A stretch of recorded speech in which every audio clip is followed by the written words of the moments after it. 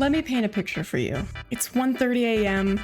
Your neck is straining. You feel like you have scoliosis. You haven't gotten up to go to the bathroom in at least 2 hours. You're dehydrated, hands cramping. You're gripping your lube brush so tight, you're just waiting to develop carpal tunnel. You ask yourself, why did I decide to build a full-size keyboard? I could have been a 40% gang and only had to lube less than 50 switches. I could figure out layers if I really tried, and now I'm stuck lubing 110 switches. It's just too much. Take it apart, bottom housing, spring, stem, top housing, put it back together, rinse and repeat. Until you're finally on your last switch. And, oh, there's a hair stuck to the stem. It's all sticky, the lube, and I just gotta take it off and, okay, I got it. Whew.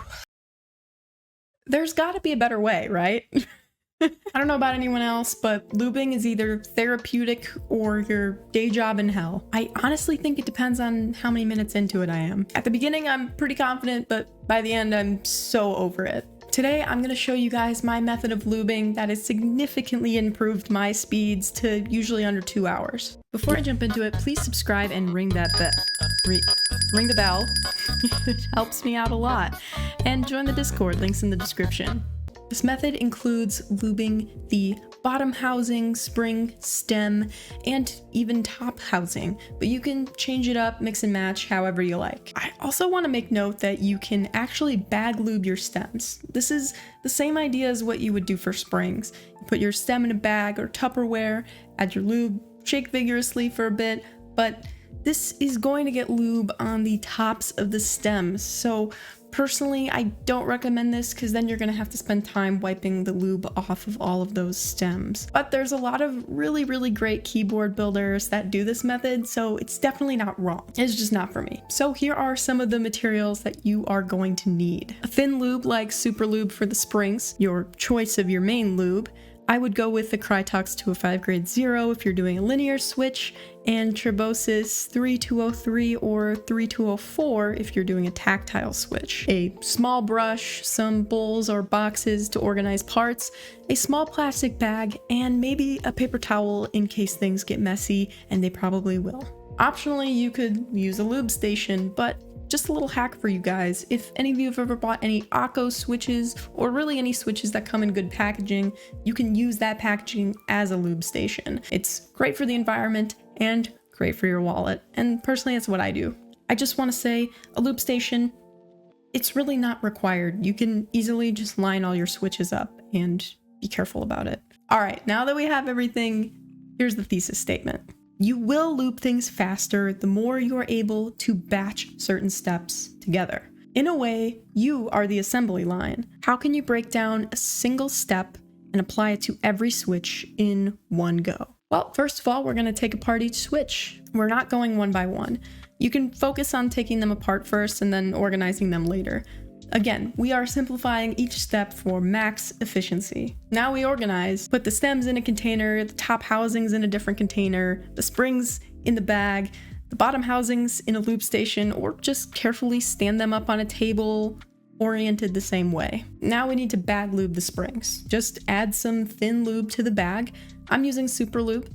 And shake as hard as you can for a minute or so to coat all of the springs. Now that the springs are ready, leave them in their bag and just set them down because the bottom housings are next. Now put a small dab of lube on each rail of each bottom housing, but don't brush it in yet. Again, we are simplifying this process. After each bottom housing has lube on it, then go back and smooth out each of the bottom housings with a brush. This is also a great time to lube the back of the leaf if you're experiencing really bad leaf ping. This is a super common problem with tactile switches. If you put a switch up to your ear and you're pressing it and you hear a little bit of metally sound, that is leaf ping, and lubing the back of the leaf can help it. Just whatever you do, don't lube the front of the leaf where the stem makes contact. especially not if it's a tactile switch. So now that we have the bottom housings ready, we can take our bag of springs and carefully separate individual springs and put them onto the bottom housing. Now's also a good time to donut dip each spring if that's what you want to do.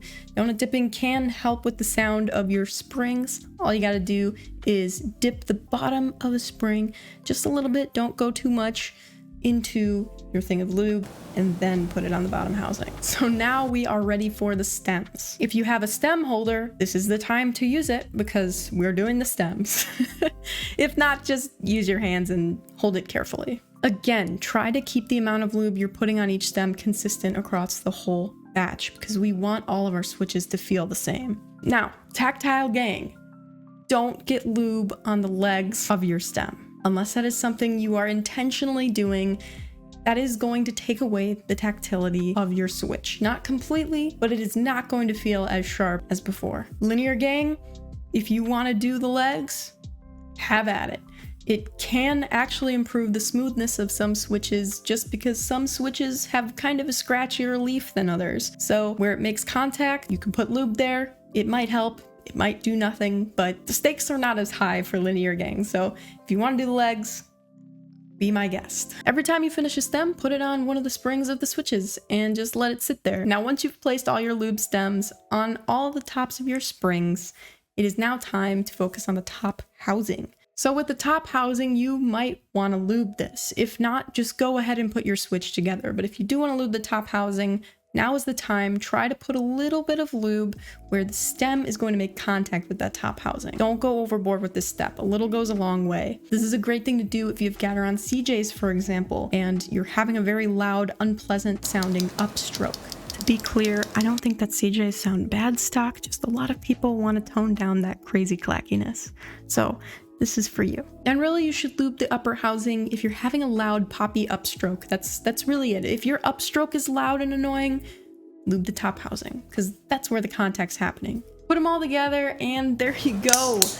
You've done it, hopefully in record time. I really, really hope that helped. But before the end of the video, I kind of have an important PSA for anyone who wants to lube any switches. There is not one tried and true method or combination of lubing certain parts of the switch to produce the best feeling and sounding switch. The reality is not only is every switch different, but everyone's preference for feel and sound is different. So before you even start lubing, I highly recommend taking 5 or so stock switches and doing some different lube configuration to them, whether that's using a different thickness of lube, deciding to not lube the stems, deciding if you want to lube the back of the leaf or not, if you want to film them or not. Really listen and feel the switch and compare and figure out what you actually want to do because they're your switches. And if you really, really are lost, a good idea is to actually just Google your switch and try to see what other people are doing on YouTube or on Reddit. Believe it or not, people actually document what they're doing to lube their switches. There are even certain switches that have certain lubing techniques. For example, Boba U4Ts. Gazoo, who is the designer of Boba U4Ts, actually has a specific way he prefers that you lube his switches. And of course, you don't have to follow his advice, but it would be good to try what he actually intended for his design. But of course, once you've found your perfect configuration of how you want to lube your switch, definitely try applying some of the stuff that I taught you here today. Batch as much as you can together, become a human assembly line, and take potty breaks, guys. Seriously, it's okay. You don't have to go through it in one go. You can take breaks, drink water, pill check, all that stuff. Okay. I really hope that helps. Let me know in the comments, what do you like to do to lube your switches? Have you had any crazy lubing stories? What's the longest lubing session you've had? What's the shortest lubing session you had? I would love to know what you guys are all doing. Also, you can roast me. If you don't like what I said in this video, just flame me in the comments. I would really appreciate that. And down below, I have a ton of links, including a Discord channel. I literally hang in the VC. So if you want to come say hi, please do down below. I also have some affiliate links here and there for different keyboard related things. If you are interested in supporting the channel, please do. This hobby is not cheap, please. And as always, don't be a stranger.